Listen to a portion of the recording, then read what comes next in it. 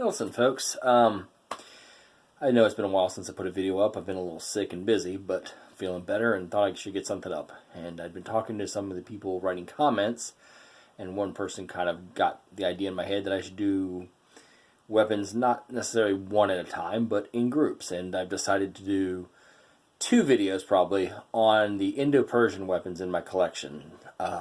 Swords and bigger weapons in one video, and then like daggers and smaller things in another video. And hopefully it won't be too long that people will lose interest or whatever, but we're going to try that, see how that goes. And since I got a lot of stuff to cover in here, that may cut down on the total number of videos I have to do. Alright, let's get started. I'm not being paid by them, I just like the place a lot. Oh, look at there. We have a bunch of Indo-Persian small arms. And I'm going to go through and explain what they are, try to pronounce their names, and what I know about them. Okay, so let's talk about some Indo-Persian small arms. First up, probably isn't technically Indo-Persian, it's Russian-Georgian, but it is called a Kwama, or Kama, depending, Q-A-M-A usually, or K-A-M-A sometimes. This one actually has a wood, should we call it a scabbard or a sheath in this size? Solid core, we'll call it a scabbard. It's a double-edged blade. Some people say it is descended from the Roman gladius because of the blade shape. I'm skeptical of that. It is related to the weapon also known as a kinjal. And the kinjal is like this, but instead of having the angle here, it just kind of smooths to a point. And the kinjal are usually more decorated on the handle. I think it's a regional difference. But since the kinjal is used in Persian countries, or I should say Persia, in countries they conquered, and this is a related weapon, I've decided to include it. The handles, if you look, I don't know if it'll show very well on camera, are buffalo horn. You can pick up, yeah, you can kind of see some of the coloring there. And they have these funny knobs. Now, it's in the scabbard. It will have the knobs facing outward, I would believe, which means you grip it like this, which maybe that's to help keep your hand anchored a bit between the fingers, possibly. I like to flip it around and wrap my thumb over it, and I think that gives a much better grip. I don't know if these were used for thrusting traditionally. They definitely have a point that could do it, but you see there's not much to keep your hand going up the blade. It's very kind of minimum. I'd be afraid of, losing my fingers. So I'm hesitant to thrust with one of these. I've seen people do it. I don't like to. That is the first up, and I have sharpened it. So we'll get this paper, if it will cooperate, and demonstrate that it is definitely, that kind of ripped, definitely sharp on both sides. Okay, moving on. Next up, also one that sort of fits the category well enough, but isn't traditional, is my kukri. Now, some kukri are from Nepal, and they usually have plain handles, and some are from India and have hilts that are essentially like a talwar with the disc pommel and the short guards. This one has a short guard, but this kind of hook pommel, which is somewhat reminiscent of weapons like the Russian shashka, or some of the, what are they called anyway? The Khyber knives, I forget the proper name, have something more like this. This is actually a fantasy kukri produced by Windlass Steel Crafts. I think it was called the, I don't remember what they call it in the catalog, but it is rather recent. But it is a traditional kukri blade in shape. It has these notches that I've heard all kind of explanations for the use of, and I can see them a little better. I think no one probably does know what they were originally for. I've heard all kind of things like to let blood off the blade, which I don't think makes any sense. Kukris tend to be very thick in the spine. This one is quite hefty.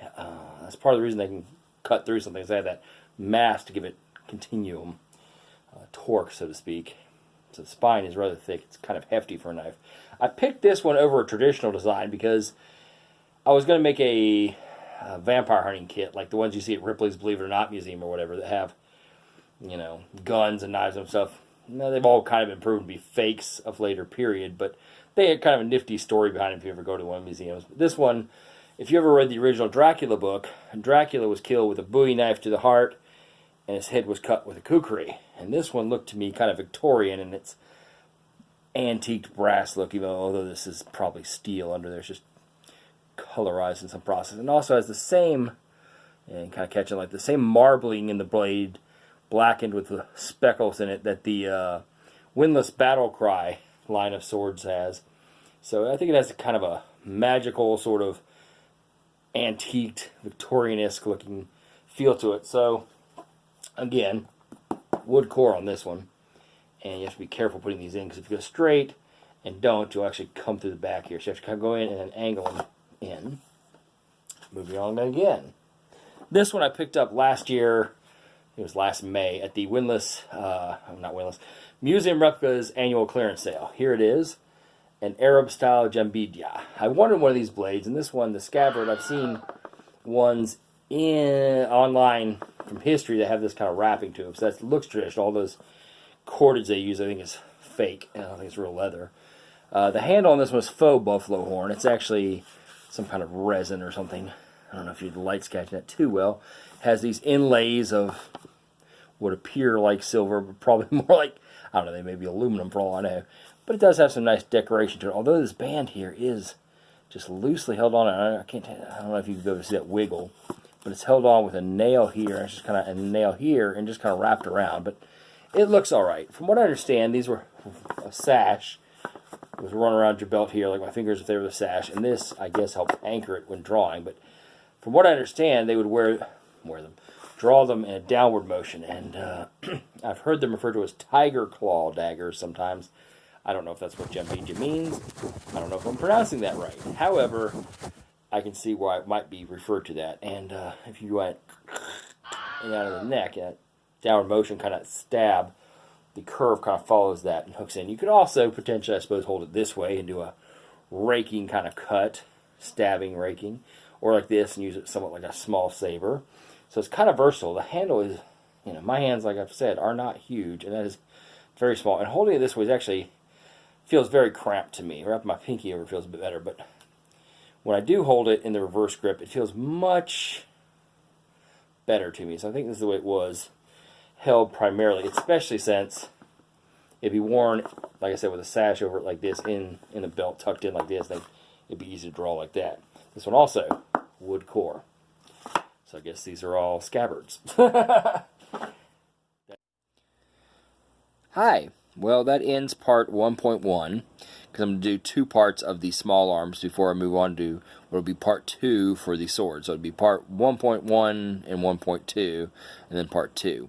I'm planning a 4-part series, so the 3rd part will be test cutting, and the 4th part will be kind of a more into the history of what I know of Indo-Persian weapons. Anyway, I'm kind of dragging on, and it's making me very, very angry. Just kidding. Anyway, Hilson folks, good night.